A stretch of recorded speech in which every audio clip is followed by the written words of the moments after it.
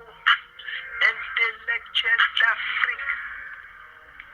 Revenez, l'Afrique a besoin de vous. Cerveau d'Afrique. Revenez, l'Afrique a besoin de vous. Politiciens africains.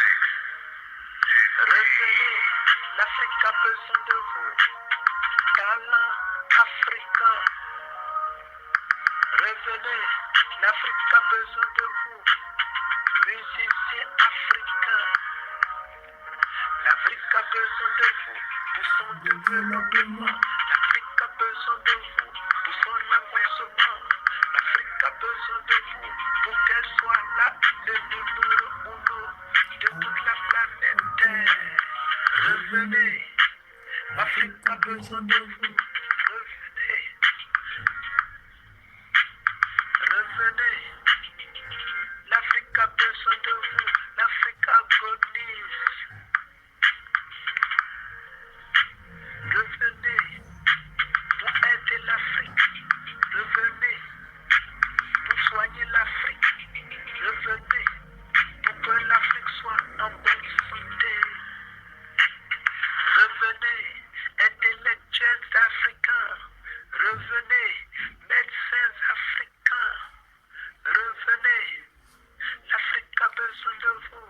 Revenez pour le développement de la revenez. L'Afrique a besoin de vous. Revenez. L'Afrique ressemble à une mère agonisant à l'hôpital qui demande à voir ses enfants, qui crie au secours. Appelez mes filles et mes fils afin qu'ils me soignent. Revenez. L'Afrique a besoin de vous. Revenez. Nous sommes contre la fuite des talents. Alléluia. Que Dieu vous bénisse. Peuple de Dieu, musulmans, francs-maçons, réseaux chrétiens, animistes. En tout cas, si tu es être humain, reçois la bénédiction du Seigneur Jésus-Christ de Nazareth. Parce que Christ est mort pour tous les humains. Jésus n'est pas mort pour les chrétiens seulement. Jésus est mort pour les musulmans, les francs-maçons, les bouddhistes, les animistes. Toute personne sur terre, Jésus est mort pour toute personne sur terre. Et comme nous avons écouté ce morceau qui est passé, nous allons parler un peu aujourd'hui de la fuite des talents d'Afrique vers les pays nantis. Et pour cela, nous allons nous référer à la parole de Dieu. Parce que la parole de Dieu est la solution à tout problème. Tout problème dans l'humanité, dans ce monde, la solution se trouve dans la parole de Dieu. C'est ça.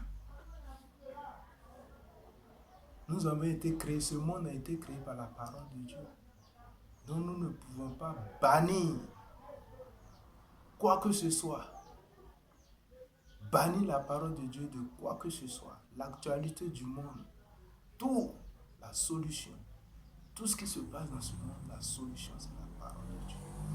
Et c'est pour cela que nous allons parler de ce phénomène, la fuite des talents d'Afrique vers les pays nantis. Nous allons prendre Exode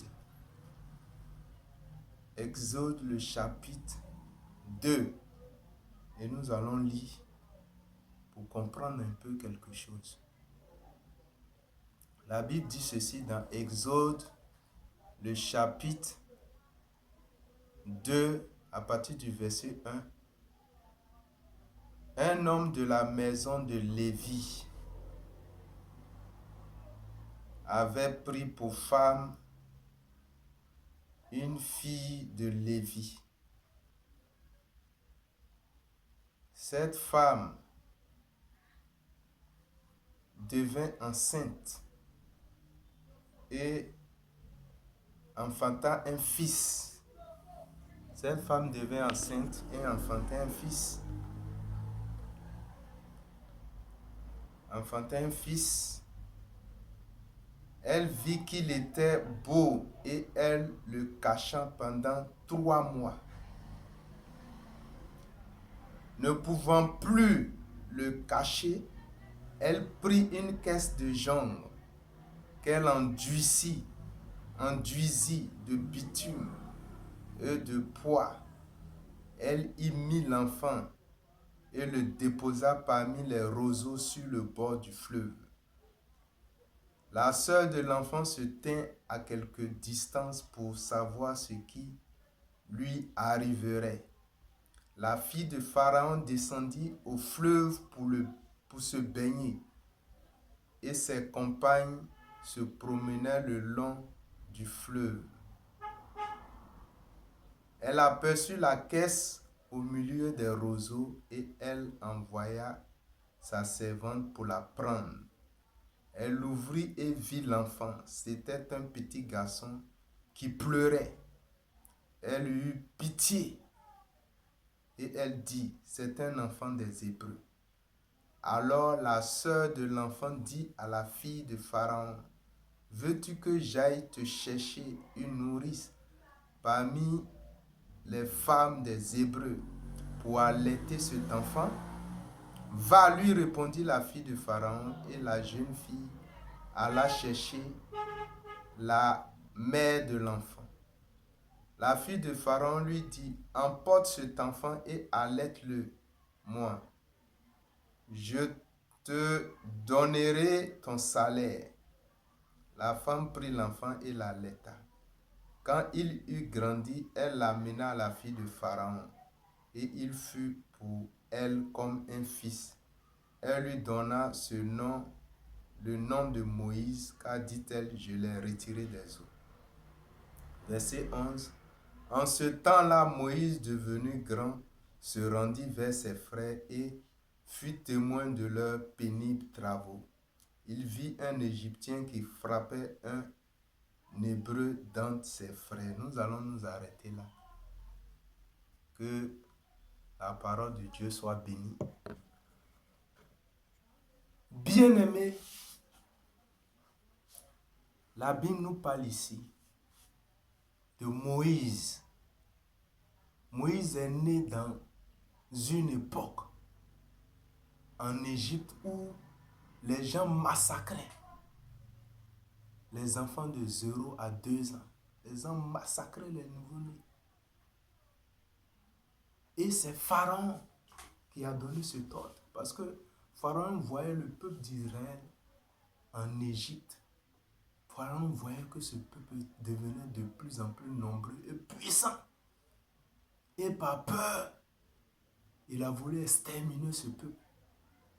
Et c'est lui qui a donné l'ordre que toute femme israélite qui va enfanter, si c'est un fils, que les sages-femmes fassent tous les moyens pour exterminer, éliminer l'enfant. Et les sages-femmes, ayant la crainte de Dieu, ont refusé. Donc, il avait un autre plan B. Comment faire pour exterminer le peuple d'Israël? Donc, il faut tuer les enfants. C'est ainsi que la mère de Moïse était enceinte. Et lorsqu'elle a accouché, elle s'est cachée. Elle a accouché, elle a caché l'enfant pendant au moins 3 mois. Parce que les gens, quand ils apprennent qu'il y a un enfant des Hébreux qui est né à quelque part là-bas, ils vont, si c'est un mâle, ils le prennent et on le tue. C'était la loi en Égypte. Parce que Israël était esclave en Égypte. Vous voyez, c'est terrible, c'est méchant. Et c'est comme ça. Elle a caché l'enfant pendant 3 mois. Elle n'en pouvait plus. Elle dit, bon, comment je vais faire? Parce que je vais le cacher jusqu'à ce que les gens découvrent, ils vont le tuer. Donc, l'idée lui est venue. Dieu lui a communiqué une idée. Il a mis l'enfant dans une caisse de jonc. et aller déposer sur le fleuve. Et l'eau d'écoulement portait l'enfant jusqu'à ce que l'enfant soit vu par la fille de Pharaon et ses servantes. Comme ça, Pharaon, la fille de Pharaon a pris l'enfant pour l'adopter. Et elle a adopté Moïse. Moïse a eu une instruction parfaite.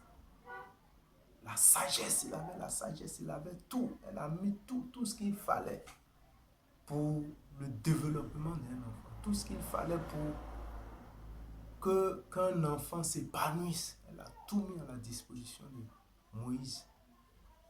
Et Moïse connaissait tout ce qui se passait dans la maison du roi. Et la Bible dit que quand Moïse a grandi, il est devenu grand, il a pris conscience. Certainement, les gens lui ont dit que cette femme, elle t'a adopté, elle n'est pas ton enfant. Voilà ton peuple. Et le peuple d'Israël était en esclavage. Les Égyptiens les menaient la vie dure, souffraient. Donc quand Moïse a compris que je ne suis pas égyptien, mais je suis israélite, qu'est-ce que je dois faire? Quand nous lisons, Moïse est intervenu. Moïse voit un Égyptien qui est là, malmené son frère. Et il est intervenu comme ça. On dit qu'il a tué l'Égyptien. La Bible dit qu'il a tué l'Égyptien. Et les gens ont su ça. Ils sont allés dire à Pharaon, c'est comme ça Moïse a fui. Et il allait, et Dieu s'est révélé à lui. Pour dire que je vais te prendre pour venir libérer mon peuple. Moïse est allé en exil, on peut dire.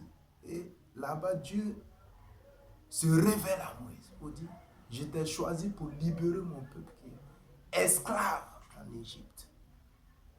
Bien aimé, nous prenons ce passage-là pour un peu interpeller nos frères africains.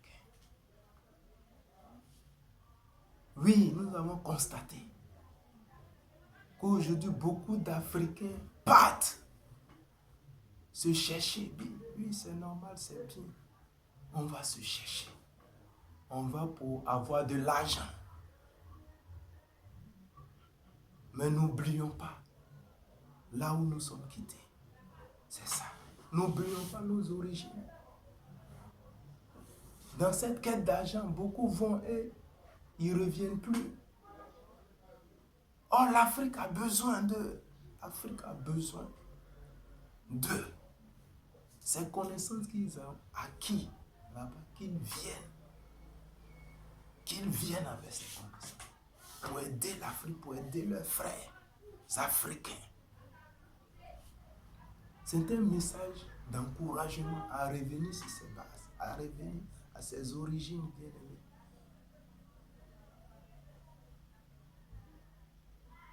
Parce que c'est important, l'Afrique a besoin de nous, Africains, fils, filles d'Afrique, pour son développement. C'est nous d'abord.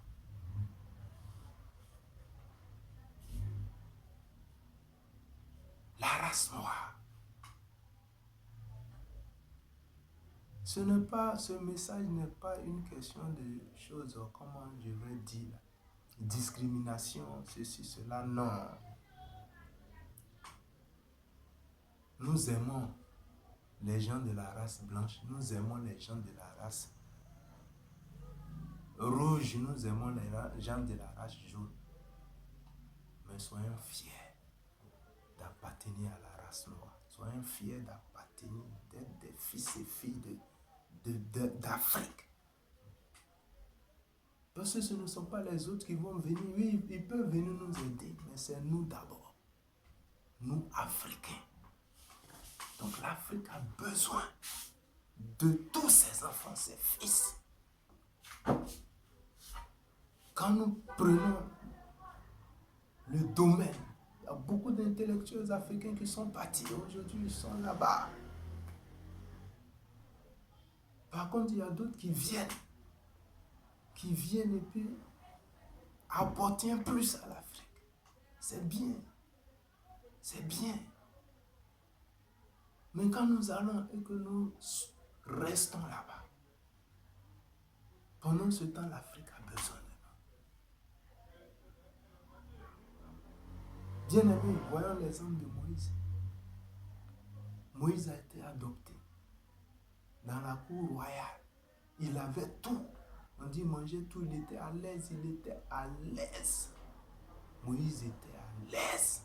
Ça aurait été quelqu'un d'autre même, il allait préférer rester là-bas que d'aller souffrir avec ses frères. Mais Moïse dit pas question. Je suis hébreu, je vais aller dans mon peuple. S'il faut souffrir avec eux, je vais le faire. Bien-aimés, ne fuyons pas nos origines. Faisons tout pour sauver l'Afrique. Faisons tout pour sauver nos frères. Si nous sommes intellectuels, nous sommes allés étudier, nous avons des connaissances, revenons pour aider l'Afrique. Revenons pour aider nos frères, revenons pour apporter plus. C'est vrai, c'est beau que nous sommes là-bas, nous aidons aussi. Mais revenons aussi pour aider nos parents. Vous voyez aujourd'hui les footballeurs, plein de footballeurs changent de nationalité. Bien aimé, ce n'est pas mauvais, mais je dis que étant africain, nous devons tout faire pour que au moins c'est un pays africain. Au moins l'Afrique puisse remporter la Coupe du Monde. L'Afrique peut remporter la Coupe du Monde, bien aimé. C'est ça. Il y a de grands footballeurs africains qui ont pris certaines nationalités. Oui, l'argent est bon. L'argent c'est bien, on est nanti, mais bien aimé dans le fond, soyons fiers de ce que nous sommes. Apportons plus à l'Afrique. Apportons plus. Aidons l'Afrique. L'Afrique qui agonise. L'Afrique qui agonise. L'Afrique qui agonise, bien aimé. L'Afrique qui agonise. Revenons. Nous sommes allés chercher, revenons. L'argent que nous avons acquis là-bas, revenons avec et travaillons en Afrique, travaillons dans notre pays.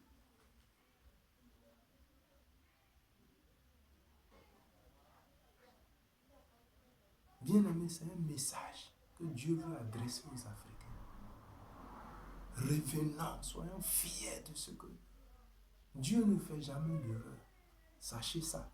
Si Dieu a permis que nous soyons africains, c'est parce que Dieu veut au travers de nous aider l'Afrique. Dieu veut au travers de nous aider le monde. C'est vrai que nous avons des connaissances. Nous sommes de l'autre côté là. Et nous aidons ces bois. Mais et nos parents et nos origines, là où nous sommes quittés. Bien-aimé, Moïse n'a pas regardé au luxe qui était ses pharaons. Mais il dit, je dois retourner. Je dois retourner pour aider mon peuple à s'en sortir. Bien-aimé,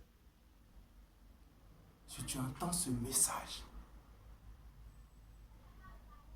le Seigneur t'interpelle. Il t'interpelle. Parce que Dieu voit le cas de l'Afrique. Dieu voit le cas des pays africains. Revenons, bien-aimés. Revenons, ne laissons pas nos frères, ne les abandonnons pas, n'abandonnons pas l'Afrique. C'est de là que nous sommes quittés. Revenons. Revenons. Et aidons l'Afrique à s'en sortir. Aidons nos frères africains à s'en sortir. Je n'ai pas dit de ne pas aider le monde à s'en sortir. Je n'ai pas aidé les autres pays, les autres continents, les autres. Non, ce n'est pas ça. Mais je veux dire que si nous sommes africains, Dieu a permis que nous soyons africains. C'est pas nous. Il veut faire quoi? Il veut faire sortir l'Afrique. Si l'Afrique doit être le numéro 1 sur la planète Terre, c'est nous, d'abord africains. Ce ne sont pas les autres qui vont venir le faire pour nous.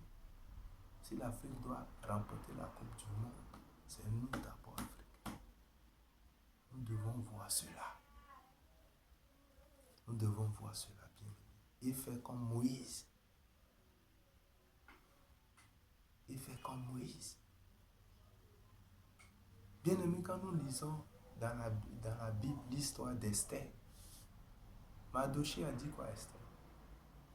Quand Mardochée est allé, dit Esther, fais quelque chose, tu es dans comment appeler ça, la cour royale, fais quelque chose parce que les gens ont programmé un génocide pour le peuple des Hébreux. Ils ont programmé un génocide pour tuer les Hébreux. Fais quelque chose. Si tu ne fais rien, le secours, Dieu va permettre que le secours quitte d'ailleurs pour venir. C'est toi, tu es là. Dieu t'a placé là pour nous venir en aide. Et ça a touché Esther. Elle a pris 3 jours de jeûne. Si vous attendez, on dit jeûne Esther, c'est ça. 3 jours de jeûne avec ses sœurs. Jeûner, prier pour son peuple. Et Dieu a décanté la situation. Bien-aimé, si tu es africain, que tu as cédé à un poste quelconque, ou bien tu es dans un pays nanti, pense à l'Afrique. Pense aux Africains, à la souffrance. Bien-aimé, il y a des endroits en Afrique où il n'y a pas d'eau potable.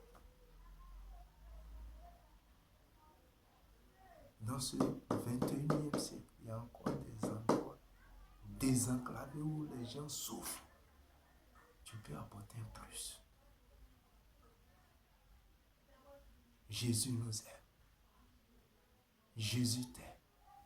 Jésus nous aime africains. Jésus aime les Européens. Jésus aime les Asiatiques. Jésus aime les Américains. Jésus aime tout le monde. Et ce message qui est venu dans ce jour s'adresse à nous, Africains. Réfléchissons. Réfléchissons. Soyons fiers de nous. Dieu a créé l'homme à son image. Dieu est africain. Dieu a créé l'homme à son image. Dieu est européen. Dieu est asiatique. Dieu est américain.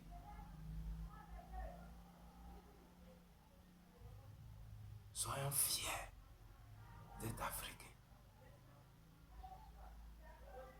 La nationalité, nous pouvons... Je n'ai pas dit que c'est mauvais, que c'est un péché, non. Mais soyons fiers d'être africains. Si nous changeons de nationalité pour travailler au compte de certains pays, certains continents, mais n'oublions pas l'Afrique, là où nous sommes quittés. C'est très important dans la vie d'un homme. Que Dieu vous bénisse. Que Dieu vous fortifie. Que Dieu vous soutienne. Et j'aimerais aussi m'adresser aux leaders africains. Faites tout pour que toutes ces personnes, ces intellectuels africains qui sont en exil, qui sont allés en Europe, puissent revenir et main dans la main. Les pays africains vont bouger, puissent revenir. L'Afrique a besoin d'eux. Dieu a besoin d'eux.